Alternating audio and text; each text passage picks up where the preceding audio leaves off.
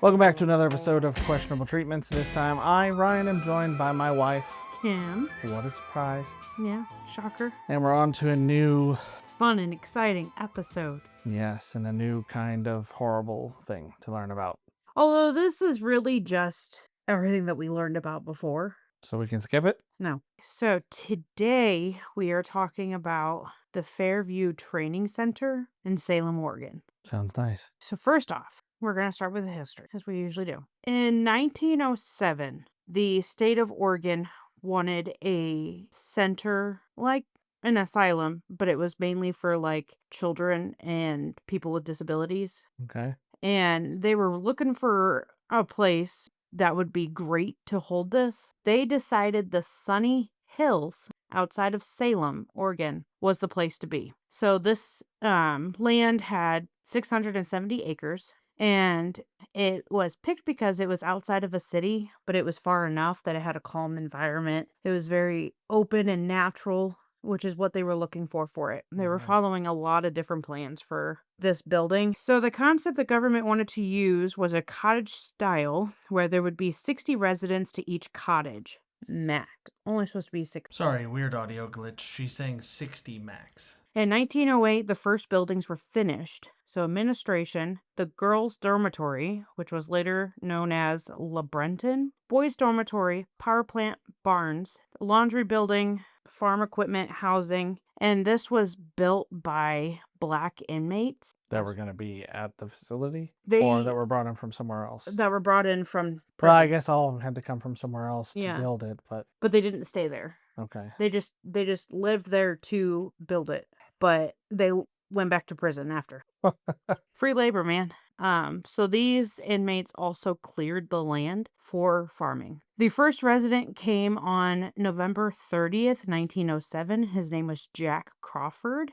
He had just turned 9 a few weeks before, and he had the diagnosis of epilepsy. Same year, a 5-year-old with gigantism, Roy Fifield, became a resident as well. He was said to be the same size as an 18-year-old. Big boy, and he's 5? And he's 5. Big boy. He is a big boy. Nowadays, they would just give him a basketball scholarship. Yeah. Later, Addie Taylor was admitted because the family was poor and needed some time to get their finances in order. She was released to the family later that same year. Children were admitted by family that wanted to have schooling or because they were unable to take care of them because of poverty. The other transfers, which came from Oregon State Hospital and other asylum facilities in Oregon, were transferred, mainly children, but people with like severe disabilities that they weren't able to take care of. Okay. So the other transfers added up to between 130 and 180. So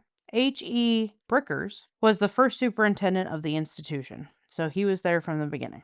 They changed hands a bunch in the very first years that it was open. There were complaints from Bricker about overcrowding because the capacity for the center was only 125, but they already had in the facility plus a waiting list that added up to 300 children. Okay. How many were in the facility? Well, about 180. Okay. Okay.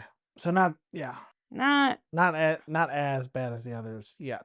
But they had a waiting list, so that was not great. By 1910, there was approval for 2 more dormitories, and later that same year, he asked for another 2. So they built 2 more, and he's like, not enough. Right. Even with the other 2, if they're only 60 each, Yeah. that doesn't equal what they had plus waiting. Yeah. In 1962, this institution has grown to be the second largest of the state. The population was over 900. The second largest, including asylums or of this particular type?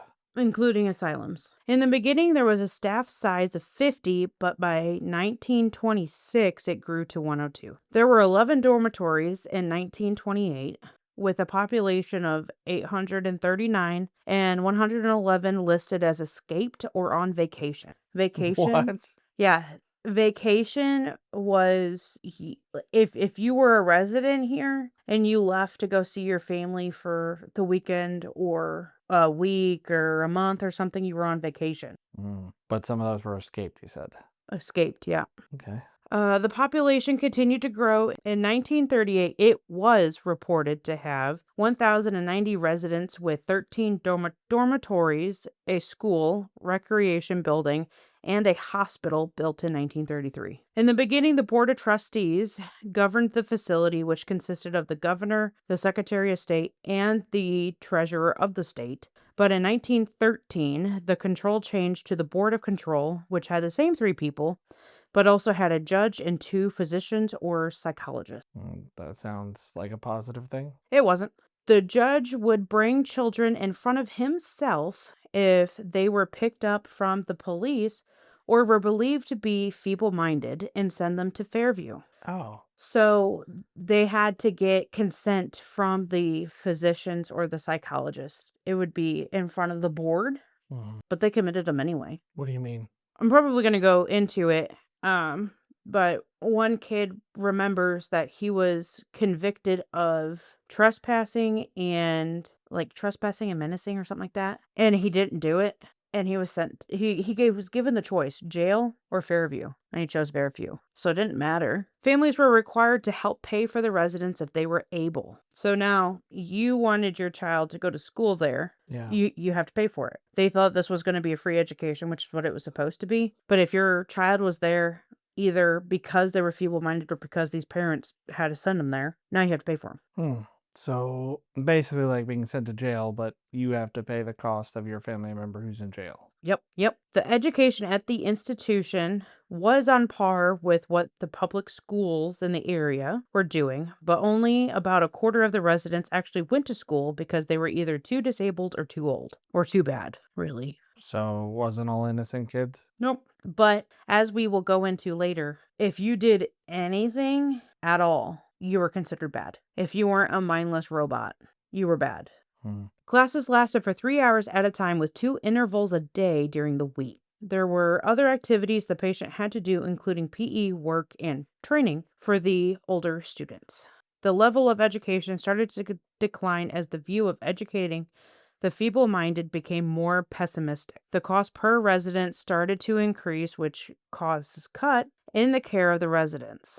In 1912, the cost per resident per month was $20.55, which was the material to take care of the resident, building, land, and employee pay, to $120 a month in 1965. So that would be about $1,257.95 in 2026. And what was the other one? It was $20 in what year? 20.55 in 1912. This is per resident per month. That was about $700. So less? Yeah. Okay. In 1912, it would have been the equivalent of $700 today. In the 60s, it would have been the equivalent of $1,200. Okay. In early years, to commit a person to the asylum, it needed to be done by the board, but that changed around the 1910s when any civilian would be able to commit a person that was thought to be feeble-minded. So you could be like, hey, my cousin here, he talks to himself, throw him in there, and they would. But this also caused families who couldn't afford public schools or private schools to use this as a school system. Yeah. But you weren't getting them out. Yeah, it almost makes sense to charge the families if they're able to pay, Yeah. because they might just be sending them there to save money and have a cheaper education. But the whole kids never come out thing, I would think, would be a big enough deterrent. Yeah, you would think. This caused more overcrowding and more cost per resident that was not in the budget. There were a lot of families that would commit their child because they would be able to get cheaper education, or the family was not able to take care of the child anymore. At the time, the law gave the superintendent total control on who was able to be discharged. Because of this, the superintendent at the time required the family to put a surety bond on the resident of $1,000. Wow. So this is like 1913. Yeah. For the family to be able to get the resident out of the institution. The money would be forfeited if the family member was brought back to the institution again. So getting out for a vacation, but for the family member to be out for good with the family. So it'd be free for a vacation, but you have to pay $1,000 to have your child discharged. So what's that, the equivalent of like $35,000 today? I think. So most of the families were not able to afford this, so many of the patients were not able to get out. By the 1940s, the overcrowding had increased, even though there were more dormitories with increased room that would hold 75. How And modern. these were holding 100 or more, 100 residents or more. And they were called inmates. I just don't like using the term inmates for actual residents. There was no place for the workers to go, so this is the staff. That was not with the patients, as the staff lived in the same buildings as the residents. Usually, the staff was on the top floor of the buildings, whereas the residents were on the bottom floor. I believe these were 2-story dormitories. Yeah. About half of the staff would go home for the weekend to visit with family, or the family would come to live with the staff and be around the residents. There was only one staff member for every 85 patients and would get worse when half the staff left. In the 40s, there was an increase of the therapies offered with the added building that housed the physically disabled to provide the physical and occupational therapy, psychology, social work, and recreation for the residents all around the center, but primarily the ones that lived in the building. There was a change in the view of Fairview from the 40s, where they said the center was there to provide training and care for the disabled and insane, but in the 60s, the view was to develop each retarded person to his or her fullest potential. Ah, That's when we moved from feeble-minded to retarded. retarded, yeah. And it was a medical term. It was a medical They term. probably had signs that said, "Be the best retard you can be." Yeah, yeah, really was. And abortion's a medical term. Yeah. A lot of people don't know that, but abortion's an actual medical term. How it's Other only a medical term. What else would it be? people think of it just as a surgery instead of like an actual medical term, but they didn't like the public didn't like the term abortion because if you have a miscarriage, you're having an abortion, so they changed the term Yeah, to except miscarriage. what? Oh, no, I get it. You're saying that they called miscarriages abortions to begin with, Yes. and they changed it to miscarriage. Yes. Okay.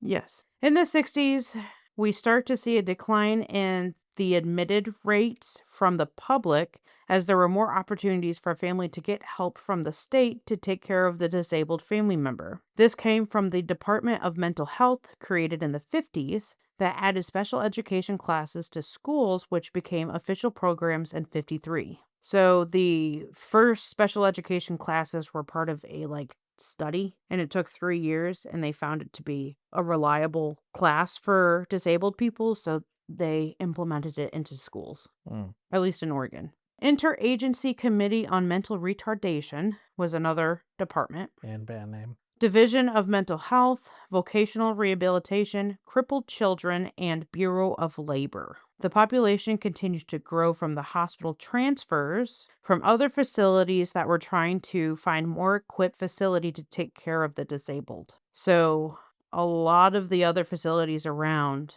used Fairview as housing because they were better equipped for it. Mm.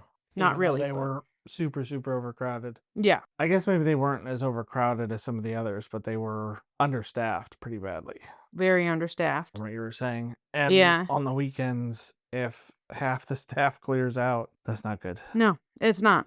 because it's not just classes they're doing there.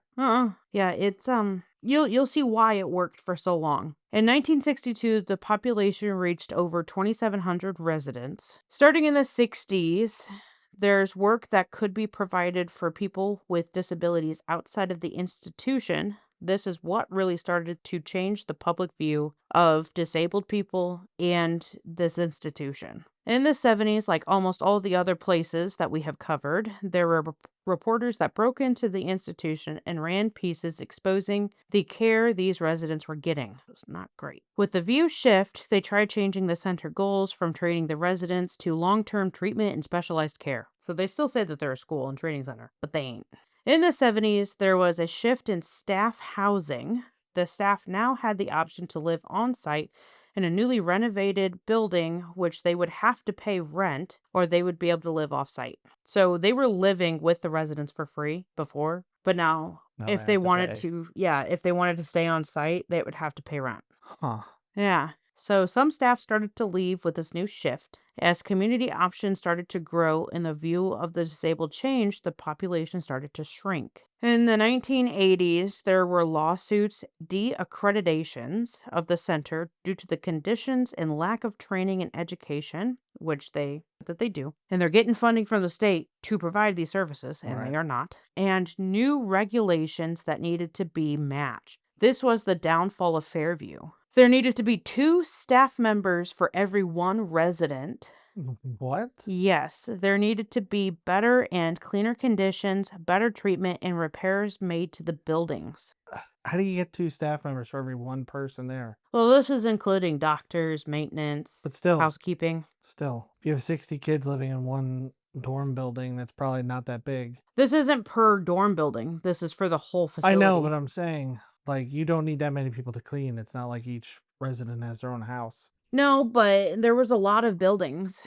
Yeah, but not enough to justify that much staff. Yeah. The best schools, the best nursing homes, it's like 1 for every 15. Well, theoretically, you should only have 1 nurse and 1 CNA if we're talking nursing home Mm, for every 5 patients. yeah. So they needed 10 times more staff in general, not necessarily just medical personnel for Fairview. Okay.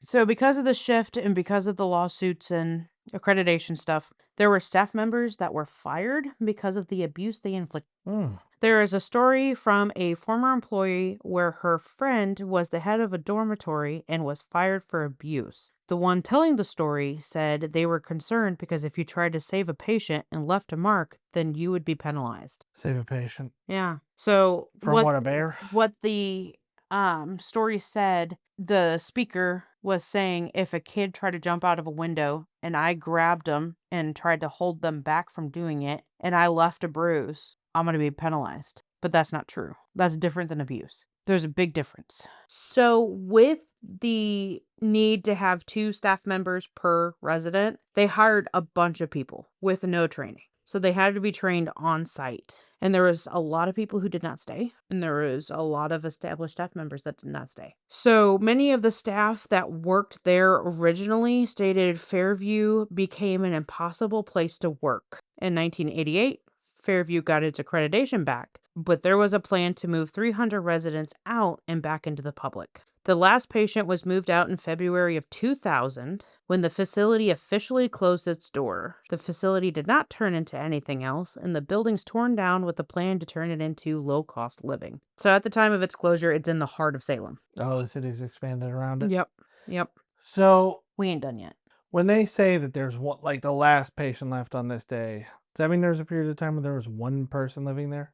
Or does that mean like, There was a period of time when there was 10 residents there, and then they slowly moved them out. So if you had no family left, you were moved to another facility. okay. All right, go on.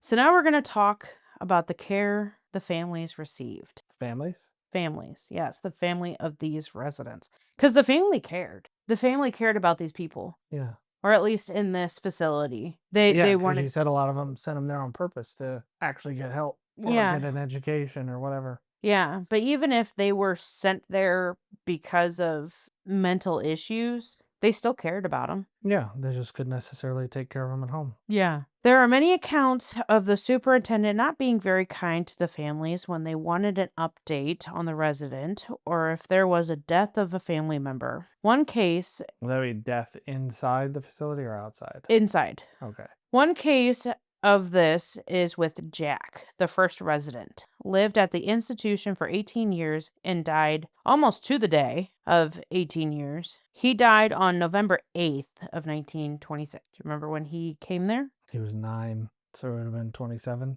No, like, do you remember the day that he came there? He came on November 30th of 1907, Okay. and he died on November 8th of 1926. With the cause being listed as epilepsy, which if you're a medical facility, patients shouldn't be dying at Yeah, all. how do you die of epilepsy? You don't. Well, you can. I mean, you can You die of having a seizure and like hitting your head or or like something. choking or something Right. like that. But there's a lot of accounts in the book that I read of, People dying from non-fatal causes. yeah. And I've also watched a video that was one of my sources too, that there was a hospital on site. And they didn't take great care of these people. Makes the whole, victim thing with the employee seem a little sus. Yeah. So the superintendent sent a letter to Jack's mother. It said, Mrs. Broderick, which was Jack's last name.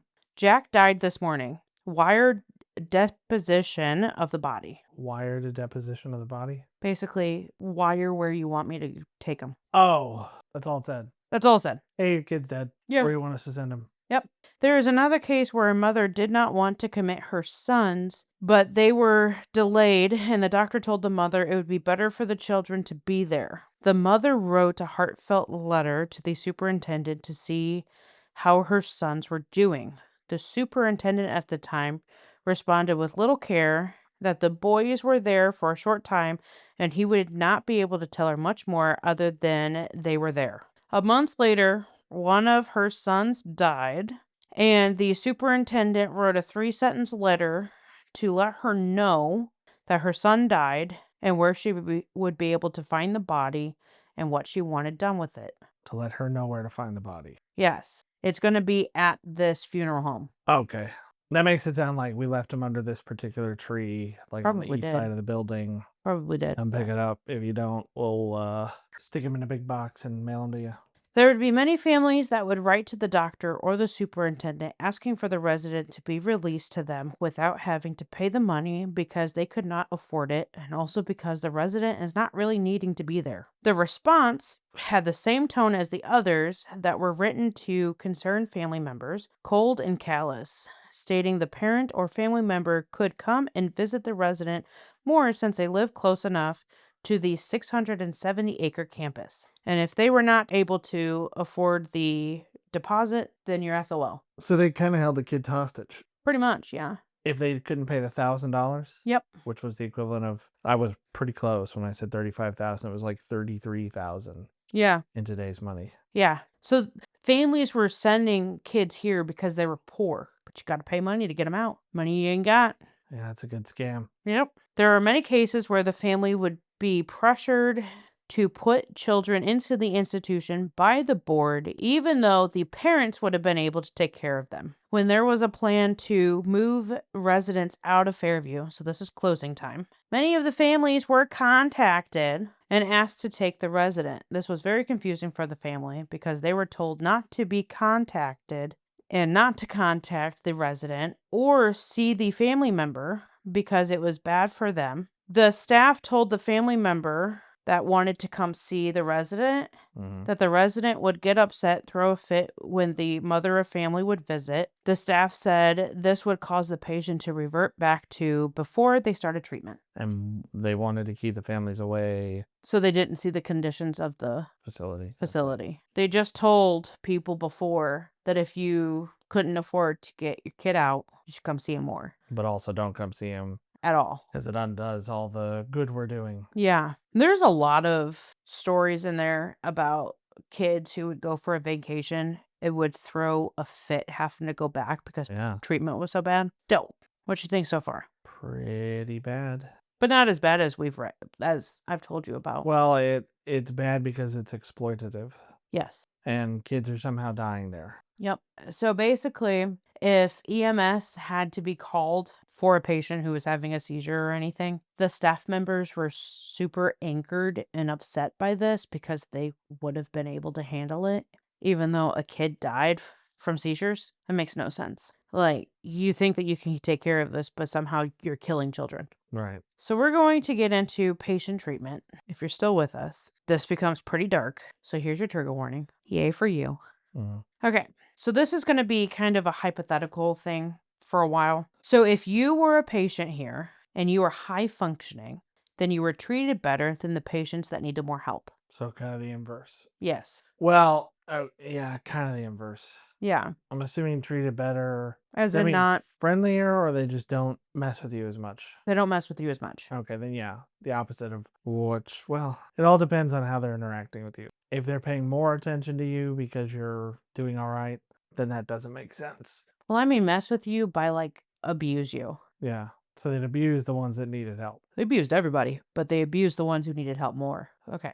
So if you were a high functioning resident, then you would be doing everything to take care of the grounds, which is how they got away with so few staff members. You would be maintaining the grounds, maintenance on the buildings, and this was for the boys, farming, cooking, feeding patients that needed help, showering patients that needed help, clothing patients that needed help, laundering, sewing, etc. You did everything. So what were the staff doing? Nothing, which is why they liked it so much. Oh. Well, yeah, I don't did you touch on that they liked it? No, probably not. You said it They was a liked it lot there. worse when the state started trying to regulate it more. Yeah.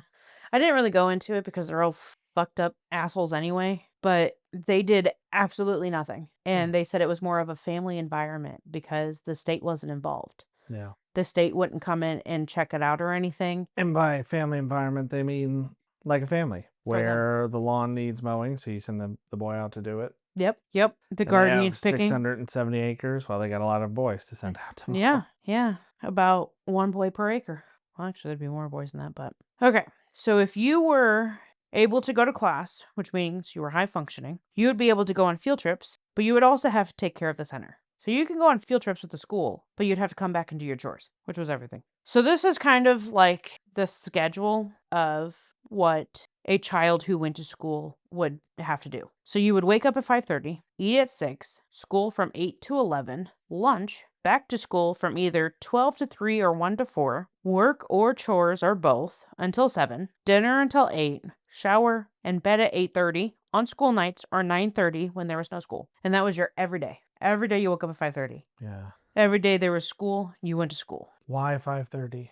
I have no idea. No particular reason it was that early? No. Was it maybe because they needed time to like prep some of the no, because the kids who were really problematic didn't go to school. Correct. Okay. Otherwise sounds like being an adult. Yeah. There is no privacy. Beds would be either right next to each other or there would be a thin half wall to separate the beds. There used to be children who would try to terrorize other children by climbing on top of that wall and yeeting themselves off of it onto the other patient. So that's fun. The only place for privacy is the bathroom, which is better than the asylums because the bathroom there was many like Stalls. single use bathrooms, yeah. So that's where you would go if you wanted privacy to like change clothes, take a shit. It'd be great. It's the only privacy you got. Showering would be with others, and there would be a staff member, usually a female, who would sit in the room and watch the patient strip, shower, and dress. There would be a guard on the patient all times of the day if they moved anywhere. So if you weren't in school or in your quarters, there'd be a guard with you. Usually there's a bunch of other kids there too, which is why they were still able to have fewer guards. If you went on vacation or a field trip, there would be a staff member that would have to accompany you, so that way you don't run away. And yet they still had escapees. Yeah. So it would accompany you to what, your family home? They would accompany you to And then and come from. back to get you. Yeah. I mean, that's probably how they ran away, as they ran away from the family home. Hard to blame them. The only time any of the patients had away from the constant watching was school. It was a good experience for many of the patients that were able to go to it. So that's like the only good that they had in this. Because they couldn't just force the kids to teach themselves. Yeah, they had to have a teacher. If you did anything the staff did not like, then you were punished. And punishments were can't eat. If you threw food, defending yourself, fighting, talking, making noise, moving when not allowed, leaving, escaping, meeting with friends, annoying workers, or anything, Yeah, really, you'd be in trouble. you'd get punishments. And these punishments would be spanking with a hand or object, so like leather restraints, metal poles, pipes, shoes. You'd get a spanking. You'd get restraints, locked in a closet, starvation, cold showers, scalding showers, beatings, standing and facing the wall for hours, hydrotherapy, timeout, pushing a 60 to 70 pound rock up and down a hallway with you being tied to it and possibly handcuffed, and many more. So how would you like to push? This all sounds made up. Yeah, I verified it. Yeah, but it sounds made up. Yeah, everything I read with patient accounts had this rock because it was in every dormitory. Every dormitory had a 60-pound rock. How they have not worn through the floor, I Yeah. don't know. So many of these punishments would also have a beating added onto it. So not only do you have to push a 67-pound rock handcuffed and tied to it, you got beat while doing it. And they wonder why they got Fired. fired. Yep. So if a worker showered you, they would randomly turn the water to cold because they found it funny. That was in a lot of patient accounts too, that they would turn it to cold and just start laughing. There were many patients that were not able to either talk and or move, who were raped, which produced pregnancies. There were 2 that were confirmed in 1979. When the police investigated the rapes, they found the workers that did the raping were already convicted felons of violent sex crimes. There was also a murder that happened in the same year at the facility, which was finally solved in 2017. So When this did it happened happen? 79, March of 79. And it took till 2016. 17 with DNA evidence. So the patient was Janie Landers. She was found off campus on March 9th of 1979. She was brutally beaten, stabbed, and raped. It was found in 2017 Gerald Dunlap murdered her through DNA evidence, who was a convicted sex offender and worked at the facility. Yeah. Sounds pretty So why on did par. they just not check? I mean, did they just not check anybody's record? Why? Because they needed 2 staff members per patient. Oh, this was after that. Their standards went down and they just hired anybody, Yeah, and that's yeah. is that when Usually it got worse? Where the beatings and the rock thing was that the whole time, that was or the whole time. That was the whole time. So, you remember I said the staff would live with the residents yeah, and family members would come? yeah. So the children grew up in this environment. So the children of the staff members grew up in this environment and they decided to work there Oh, because they would have to do nothing so I can just stay at home and have a job, and be basically. paid to do nothing because the residents did everything. Yeah. And I keep going between resident and patient. If that's confusing, I apologize. I worked in both, so I use both, but that's my one and only apology. So the only surgery that happened at the facility was forced sterilization. There were no lobotomies. There were no organ minimalization surgeries. It was just the forced sterilization. Hmm. So starting in the 1910s, sterilization was able to be performed on anybody, no matter what. But during the 1930s, there was a push from the government that required the patients or the family to sign papers for them to be sterilized. So it had to be consented, but there's a way around it. If there's a will, there's a way. So basically, the superintendent hid the paper in the discharge paperwork that they had to sign, and many of these patients were there from young childhood. If you were admitted, it was no younger than 5, but there was pregnancies, so there was babies there. And you were not taught how to read or write. Only a quarter of this population went to school. So many of them were not taught how to read or write. So you're just signing where they tell you to sign if you're old enough. Or families would be mailed the packet, would sign all the documentation. They would refuse to sign the sterilization form and they'd go, well, child's not getting out then. Hmm. So they'd sign it. And there is a story in there from a father. Well, it's not a story, it's a letter from the father who wrote to the superintendent basically saying, please take care of my daughter during this horrid surgery. And she was fine afterwards and was sent home. She was there for a month to recover, but they butchered the surgery so bad. A lot of the patients who got out during the closing process still have pain from the surgery. So they clearly didn't hire good surgeon. No, they probably hired somebody who worked in a butcher shop. Yeah. Like, what are your qualifications? It's some guy that looks like Willem Dafoe in the lighthouse. He's like, I know how to cut up a beast. I was like, good enough. Yep. So to end off this story, there are still cremations that remain with the Oregon government that have not been claimed by family, Why? Why would they bother keeping them? just in case family finds it. Like 20, 30 years later? Yeah. There's this one girl in the video that I found who found the admission paperwork of her aunt and got her aunt's cremation back Huh. with this giant stack of paperwork, which was all the documentation from her time in the facility. Did they make her pay the $1,000? No, but she had to pay something to get the cremation back. So if you're listening in Oregon, And you have family that went missing. check with the Oregon government because you'll probably find the cremation. Is the cremation the right term? Nah, it's for- cremated remains. Okay. But I can't speak today, so we're going with cremations. Okay, so that's the end of it. Not as bad as the other ones. I mean, pretty bad. Pretty bad, but not as bad. I even tried looking up, was there anything bad that happened here other than this stuff? And no. The beatings, the abuse, the murders, the rape, the pregnancies, the cold showers, scalding showers, being jumped on by other inmates, being forced to do all the labor, all the employees don't do anything. Yeah, no, other than that, None of that. tops. No organ minimalism. Yeah. I mean, at least they weren't doing experimental surgeries on them, and I'm genuinely shocked by that. Actually, Me too. Now the other state schools that we're going to go into did do some sort of experiment.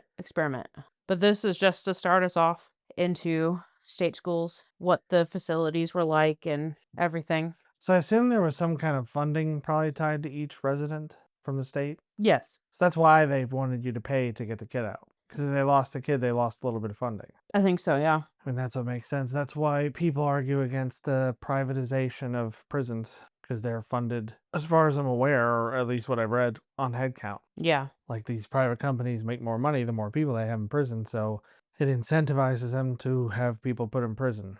And stay in prison. Yeah. And once you're big enough and doing that kind of thing, you can probably lobby or bribe somebody who will then, like this judge, put people there who don't necessarily belong there.